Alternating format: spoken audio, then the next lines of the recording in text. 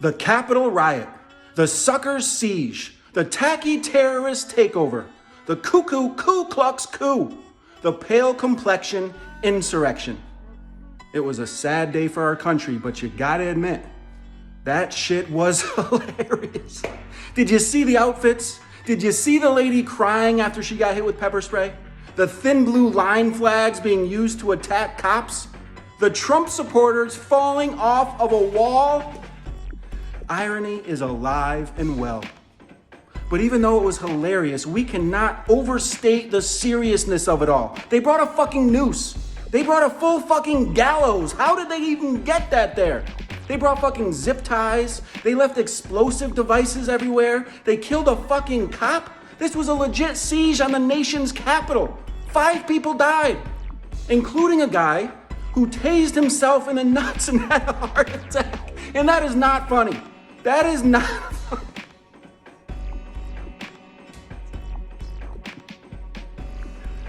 Oh, seriously though, imagine losing your life for the racist host of Celebrity Apprentice. Dying for Donald Trump, the ultimate embarrassment. But I empathize with these people, especially the cop who died. You thought my views on cops were extreme. I just want to defund the police. I don't want to kill them. But apparently the Blue Lives Matter crew has no problem with it. They went from back the blue to bash the blue's brains in with a blunt object. Bizarre, especially since there were so many cops in the MAGA mob.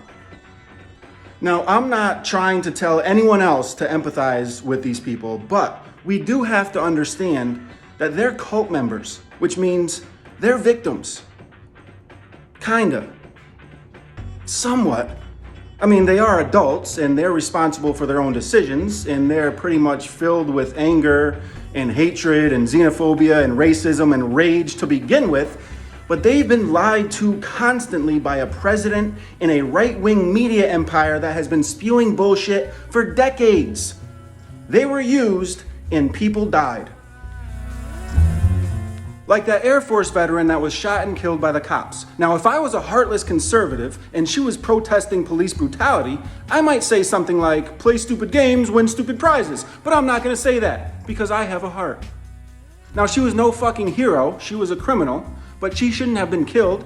The cop didn't have to shoot her in the fucking neck, and I hope that cop is held accountable. But more than anything, I hope the entire Capitol Police Department is held accountable for being completely unprepared and in many cases, assisting the rioters. That fucking lady should have never gotten as far as she did, and that cop should have never been put in that situation by his superiors.